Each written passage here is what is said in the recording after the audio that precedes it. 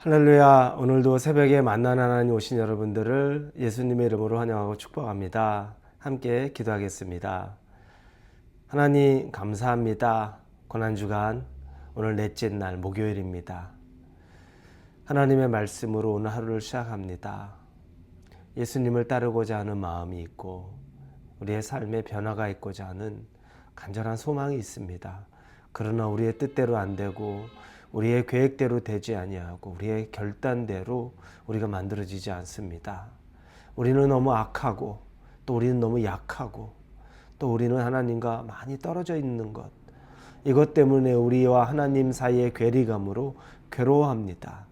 하나님, 말씀이 하나님과 우리의 징검다리가 되는 그 다리가 되는 역할이 되게 하여 주셔서 하나님의 말씀을 통해 우리가 삶에서 변화 그리고 친밀함이 있는 그 귀한 시간 되도록 인도하여 주옵소서.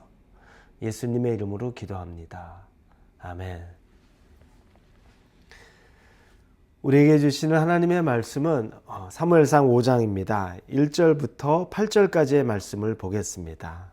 원래는 사무엘상 5장 1절부터 전체 12절까지 봐야 되는데 내용이 좀 길기 때문에 8절까지만 읽겠습니다. 5장 1절에서 8절입니다. 블레셋 사람들이 하나님의 궤를 빼앗아 가지고 에벤에셀에서부터 아스돗에 이르니라. 블레셋 사람들이 하나님의 궤를 가지고 다곤의 신전에 들어가서 다곤 곁에 두었더니 아스돗 사람들이 이튿날 일찍이 일어나 본즉 다곤이 여호와의 궤 앞에서 엎드러져 그 얼굴이 땅에 닿았는지라. 그들이 다곤을 일으켜 다시 그 자리에 세웠더니 그 이튿날 아침에 그들이 일찍 일어나 본즉 다곤이 여호와의 궤 앞에서 또다시 엎드러져 얼굴이 땅에 닿았고 그 머리와 두 손목은 끊어져 문지방에 있고 다곤의 몸뚱이만 남았더라. 그러므로 다곤의 제사장들이나 다곤의 신전에 들어가는 자는 오늘까지 아스돗에 있는 다곤의 문지방을 밟지 아니하더라. 여호와의 손이 아스돗 사람에게 엄중히 더하사 독한 종기의 재앙으로 아스돗과 그 지역을 쳐서 망하게 하니 아스돗 사람들이 이를 보고 이르되 이스라엘의 신의 궤를 우리와 함께 있지 못하게 할지라. 그의 손이 우리와 우리 신 다곤을 친다 하고 이에 사람들을 보내어 블레셋 사람들의 모든 방백을 모으고 이르되 우리가 이스라엘 신의 궤를 어찌하리 하니 그들이 대답하되 이스라엘 신의 궤를 가드로 옮겨가라 하므로 이스라엘 신의 궤를 옮겨갔더니 하나님의 궤를 에벤에셀의 전쟁에서 블레셋의 패함으로 빼앗겼습니다. 그리고 이 블레셋 사람들은 이 하나님의 언약궤를 자기들의 땅으로 옮겨옵니다. 그들은 이 언약궤를 가지면서 얼마나 의기양양했습니까? 우리가 하나님을 이겼다. 하나님, 이스라엘 사람들이 말한 그 하나님, 우리가 이겼다. 그리고 그 하나님이 우리의 노획물이 되었다라고 의기양양해서 그 궤를 가지고서 자기들의 대표적인 5도시가 있었는데 그 도시 중에 하나인 아스돗으로 옮깁니다. 얼마나 그들이 그때 교만했겠습니까? 우리가 가진 전리품 정도로 여겼을 겁니다. 그리고 그것은 하나님의 패배다. 우리가 볼 때도 하나님이 패배한 거다라고 생각할 수 있겠죠. 그러나 여러분, 그건 하나님의 패배가 아닙니다. 인간의 죄악으로 만들어진 결과인 것뿐이지 하나님이 패배했다는 것이 아닙니다. 그리고 하나님이 그걸 증표로 나타납니다. 이제 아스돗으로 그 언약궤가 옮겨옵니다. 그리고 그들의 신인 다곤의 신전에 하나님의 언약궤를 넣어둡니다. 근데 다음날 보니까 다곤 신상이 엎드러져 있는 겁니다. 그 신상이 이제 떨어진 거죠. 그런데 하나님 앞에 엎드려져 있는 형상이 됩니다. 사람들이 이상하다 생각해서 원위치 시켜놓죠. 새로 세워놓습니다. 그리고 다음날 되었는데 다음날에 보니까 이번에도 엎드려졌는데 그때는 뭐 손과 얼굴이 다 분리되어 있고 몸통만 남아있는데 하나님 앞에 그렇게 엎드려져 있습니다. 그리고 그 분리됐던 것들은 문지방에 이렇게 놓여 있습니다. 아주 끔찍한, 자기들의 신이 끔찍한 형태로 하나님 앞에 완전히 해체가 되어 있는 걸 보게 됩니다. 그때 그들이 깜짝 놀랐겠죠. 이거 웬일이야? 보통 일이 아니다. 그런데 그걸로 끝난 게 아닙니다. 하나님이 그 아스돗이라는 지방에 종기의 재앙을 내려서 사람들이 다 종기 때문에 죽어나가기 시작합니다. 전염병이 돌기 시작하는 거예요. 사람들이 그것 때문에 막 전부 고치지 못하고 죽고 있는 상황이 발생합니다. 그래서 이 블레셋의 지도자들이 모입니다. 그리고 이 지도자들이 야, 이거 어떻게 하냐? 이거 어떻게 하면 좋을까라고 합니다. 그래서 그들이 한 것은 블레셋의 다른 지역 중에 하나인 가드로 보내자라고 결의해서 가드 땅으로 보냅니다. 가드로 갔는데 그곳에서도 하나님이 또 종기의 재앙으로 늙은 자나 어린아이나 할 것 없이 전부 다 이 재앙으로 죽어가게 만듭니다. 난리가 난 겁니다. 그래서 이제 다시 지도자들이 모여서 어떻게 할까 하니까 이걸 에그론이라는 땅으로 또 보내자. 이곳이 전부 다 큰 도시들입니다. 대표적인 5도시들 중에 큰 도시 중에 에그론이라는 곳으로 보내줘야 하자. 에그론 사람들이 난리가 납니다. 우리까지 죽이려고 한다. 이제 소문이 다 퍼진 거죠. 하나님의 괴가 오면 우리 죽는다. 그분이 우리를 저주했다라고 하는 겁니다. 이 내용이 여러분 우리가 다 읽은 내용에 포함되어 있지는 않습니다. 5장 전체는 이 내용이 있습니다. 그리고 나중에는 결론적으로 그들이 다시 모여 결의하기를 이걸 다시 원래 있던 위치로 되돌려 놓자. 이스라엘 사람들에게 전달하자. 이스라엘 땅으로 보내자. 이렇게 된 겁니다. 이제 그 결의까지 하게 되는 장면이 마지막 5절의 마지막에 나옵니다.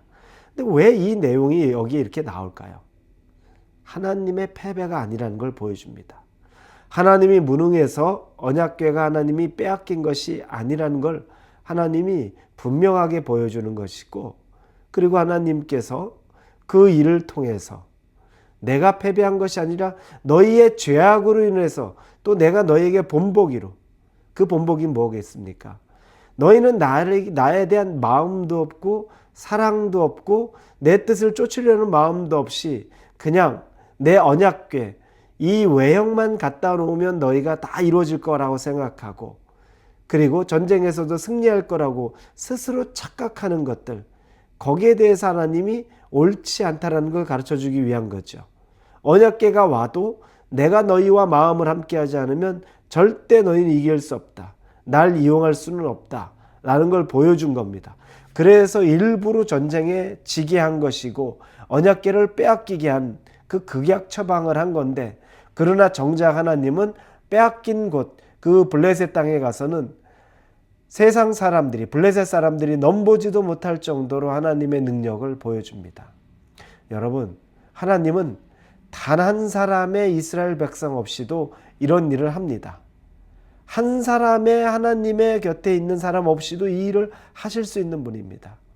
그러나 하나님이 그 일을 위해서 우리를 불러주신 것은 은혜입니다. 여러분이 하나님을 만난 것, 그리고 여러분이 하나님의 일을 하고 있다면 그건 은혜인 것 뿐입니다.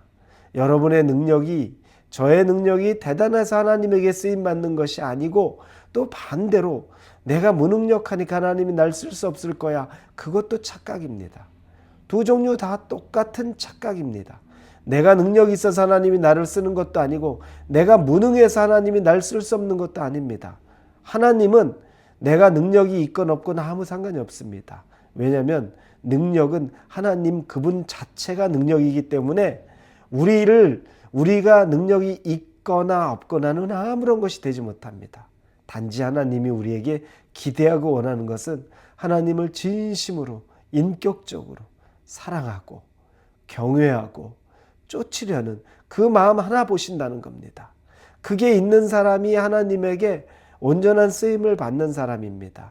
무능하면 더 좋습니다. 하나님은 더 좋아합니다.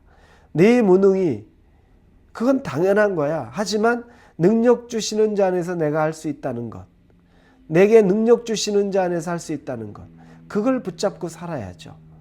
내가 무능한 건 당연한 겁니다.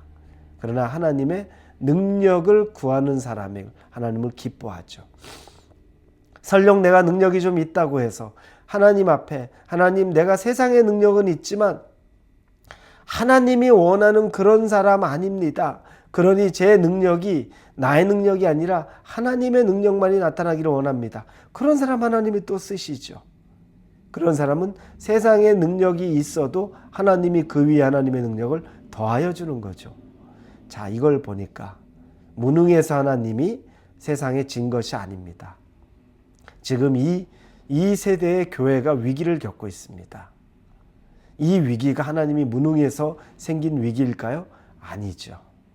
이 세상에 있는 수많은 목회자들의 죄악과 성도들의 죄악과 교회의 죄악들, 하나님의 일을 하지를 않고 세상의 문화를 쫓아가고 그리고 세상의 정치권과 결탁해 있어서 하나님이 기뻐하는 일들 하지 아니하고 온전히 한 영혼을 깨우는 일들에 관심을 두지 않고 이런 일들에 몰입해 있는 것들에 하나님이 그리고 건물을 세우기에 급급해서 교회가 온갖 보여지기 아름다운 그 건물, 땅 여기에 집착해서 한 영혼을 잃어갈 때 하나님이 무능한 것처럼 보이는 거죠.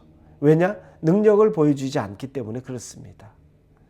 그러면 우리는 다시 회개하고 돌아가야 합니다. 다시 시작해야 하는 것입니다. 사랑하는 우리 홀리웨이브 성도 여러분, 하나님은 무능력한 분 아닙니다. 모든 능력 가졌습니다. 우리의 죄악이 하나님의 능력을 막을 뿐입니다. 그러니 우리가 하나님 앞에 다시 깨끗한 마음으로 설 수 있기를 예수님의 이름으로 축원합니다. 기도하겠습니다. 하나님의 능력을 구합니다. 우리는 부족하고 죄악된 인간들입니다. 하나님 깨끗게 하여 주시옵소서. 예수님의 이름으로 기도합니다. 아멘.